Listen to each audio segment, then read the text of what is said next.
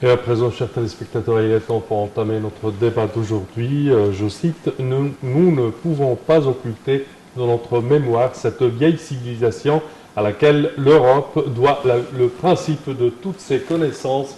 C'est ce qu'a écrit l'égyptologue français Jean-François Champollion, né le 23 décembre 1790 et mort le 4 mars 1832 à Paris.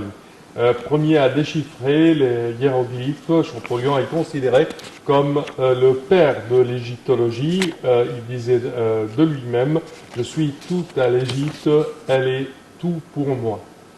La civilisation égyptienne est née au 3e millénaire avant Jésus-Christ et a brillé pendant 2000 ans environ. La civilisation égyptienne est d'une importance primordiale, écriture très développée, la hiéroglyphe, peinture en particulier, peinture murale et sculpture, et également elle a enseigné, je dirais, aux civilisations du monde entier. Et pour mieux aborder ce sujet, mesdames et messieurs, nous avons le plaisir d'accueillir aujourd'hui dans notre studio Dr Ismail Hamed, qui est chercheur en histoire. Bonjour et bienvenue. Bonjour, merci. Bonjour, j'ai envie de vous avoir parmi nous. Justement, quand on parle de l'Égypte, voilà, une civilisation très ancienne, mais aussi un pays qui a sa place dans la religion, si vous le voulez bien.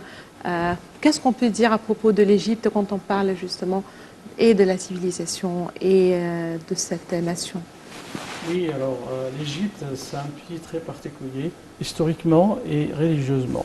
Et par rapport à l'histoire, on parle clairement et franchement par rapport au berceau de l'histoire, le berceau de la civilisation. C'est la première civilisation de l'histoire de l'homme, la première histoire de l'homme. L'histoire, c'est toujours commencé avec l'écriture égyptienne. Donc, tout ce qui est avant l'écriture, ça c'est la civilisation. Donc, ça c'est pour distinguer entre les deux mots. Le premier document égyptien date presque 3200 avant Jésus-Christ. C'est ce qu'on appelle la Palette de Narmer. C'est le premier pharaon, le fondateur de la première dynastie, et aussi le bâtisseur de la première capitale Memphis. Après, c'est l'histoire égyptienne.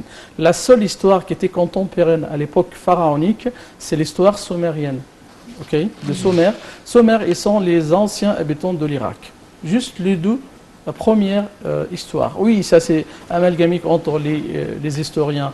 C'est quoi la plus ancienne entre l'histoire égyptienne et l'histoire sumérienne et tout ça.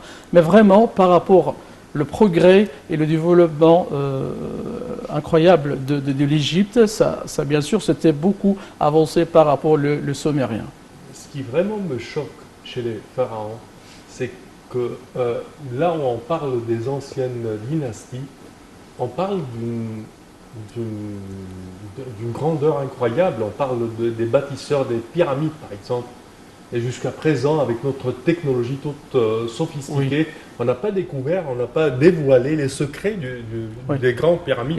Et ça fait une partie de toujours la place prestigieuse de l'Égypte, historiquement. Et bien sûr, par rapport à la religion, c'est ce qu'on va parler après.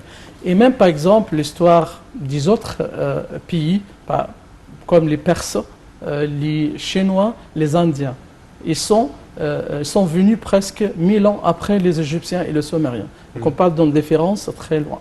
Encore, les Grecs, bien sûr l'histoire hellénique, donc on parle presque du 10e siècle avant Jésus-Christ, plus de 2000 ans après les Égyptiens. Donc il y a une grande différence entre ça et ça. Et pour ça, on appelle l'Égypte, c'est la mère de la civilisation. Oui. La mère. Donc ça fait une partie de ce qu'on appelle après la mère du monde, parce que c'est le berceau de la civilisation et la mère de la civilisation. Et ça c'est un nom d'un livre que j'ai écrit, c'est la civilisation pharaonique. L'Égypte, c'est la mère de la civilisation. Donc ça fait une partie par rapport à l'histoire prestigieuse de l'Égypte. Aussi, beaucoup d'inventions commencent en Égypte. La première écriture, la première science, la première architecture, le premier papier. Et même le mot papier qu'on utilise jusqu'à maintenant, c'est un mot égyptien. Ça vient de papyrus. Et dans toutes les langues après, on utilise la même chose. Papier, en français, il y a papyri en italien, papel en espagnol, papyri en dutch, en allemand, dans les langues germaniques. C'est presque parce que c'est le premier peuple qui invente le papier. Encore, on parle de mathématiques. Les Grecs, les grands scientifiques grecs doivent venir en Égypte pour l'apprentissage. Si on Oui. parle par rapport à Thalys. On reconnaît l'horoscope grec, mais on ne trouve pas les sources de leur science que en, par exemple, visitant le temple de Dendera Oui, bien en sûr. Haute-Égypte. C'est le modèle éclatant de ça, c'est Pythagore. Il est Ouais. le grand. Pythagore, il a vécu en Égypte 22 ans. Ça, c'est pour l'apprentissage de mathématiques et des sciences des Égyptiens, l'architecture et tout ça. Oui. 22 ans. Et puis après la construction d'Alexandrie et la fondation de la bibliothèque, l'Académie d'Alexandrie, beaucoup qui viennent. Archimède, il est venu de Syracuse en Italie pour l'apprentissage. Après, il est devenu comme un enseignant dans l'Académie d'Alexandrie, l'ancienne. Euclide, il était égyptien. Euclide, c'est les théories de Euclide et tout ça. Il est né en Alexandrie en 280 avant Jésus-Christ. Donc, bien sûr, on parle aussi beaucoup de Ptolémée le géographe, on parle aussi de beaucoup, alors de Thalys, c'est un grand scientifique et tout ça. Ça fait une partie par rapport à l'histoire ou la place prestigieuse de l'Égypte au berceau ou au niveau des autres civilisations. Aujourd'hui, quand on parle justement de l'Égypte, une civilisation certainement appréciée, mais qu'est-ce qui fait justement la particularité de cette civilisation?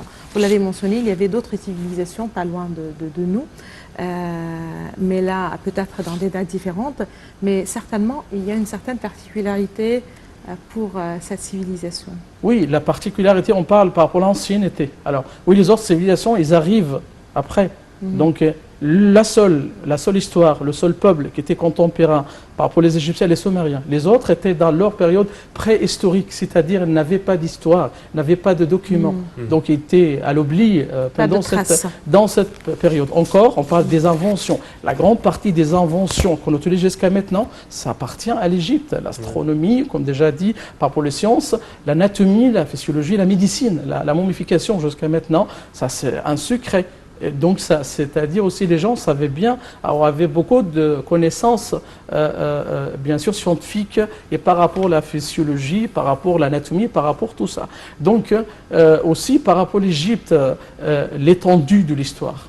C'est une histoire étendue plus de 3000 ans. La première dynastie, 3200 avant Jésus-Christ, jusqu'à la chute de la dernière dynastie avec l'arrivée d'Alexandre le Grand en 332 avant Jésus-Christ. Presque 3000 ans d'histoire consécutive, glorieuse et tout ça.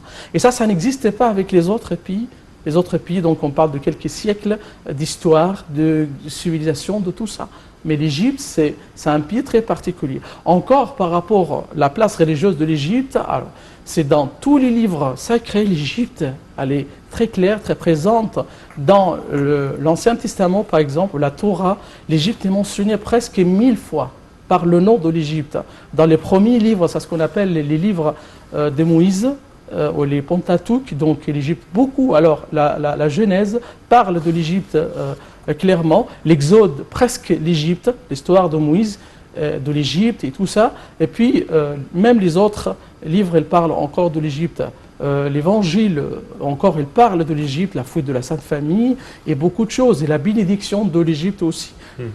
Dans le Coran, l'Égypte est très présente aussi. Le seul pays qui est mentionné 5 fois par le nom et plus de 40 fois par rapport au nom des villes égyptiennes ou des parties égyptiennes, le fleuve d'Égypte, c'est comme ça. Les pharaons, les histoires dans le Coran, beaucoup plus que les autres pays. Donc on parle de l'histoire de Moïse, de Joseph, des autres prophètes, ça c'est très clair aussi en Égypte.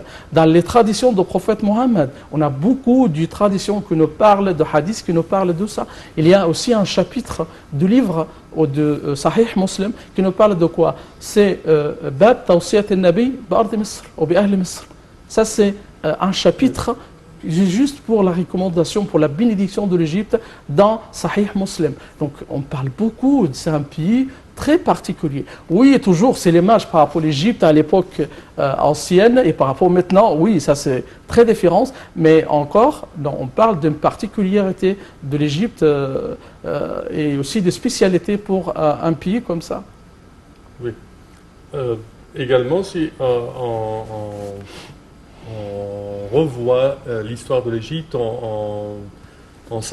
quelque chose s'avère que dès le départ, l'Égypte n'était pas un pays agresseur. Oui. l'Égypte n'était pas un pays qui étendait son royaume, par exemple, contre des peuples inoffensifs.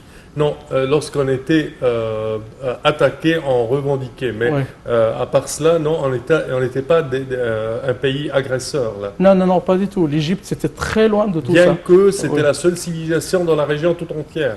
Presque, oui, oui. L'Égypte, c'est le peuple égyptien. À l'époque, c'était à peu près fermé, parce qu'ils avaient leur particularité.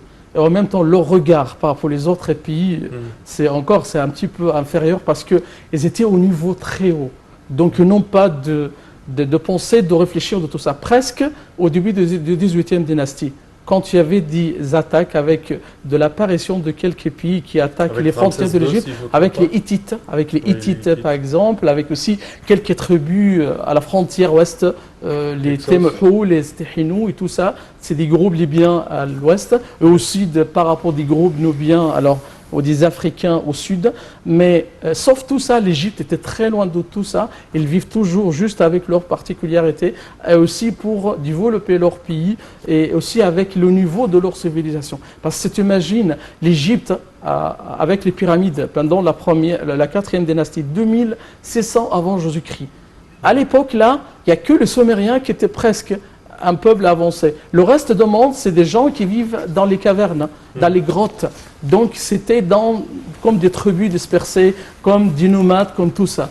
Donc, des choses très Oui. particulières pour l'Égypte. Mais les Égyptiens, je vous en Docteur prie. Ismail, malheureusement, notre temps arrive à bout. Je tiens à vous remercier. Ce fut un vrai plaisir. On a besoin de plusieurs heures pour parler de l'Égypte ancienne et certainement, espérons, Ouais. très prochainement la gloire de l'Égypte actuelle. Merci à vous, Docteur Ismail. Vous êtes chercheur en histoire. Merci. Merci à vous. Et voilà.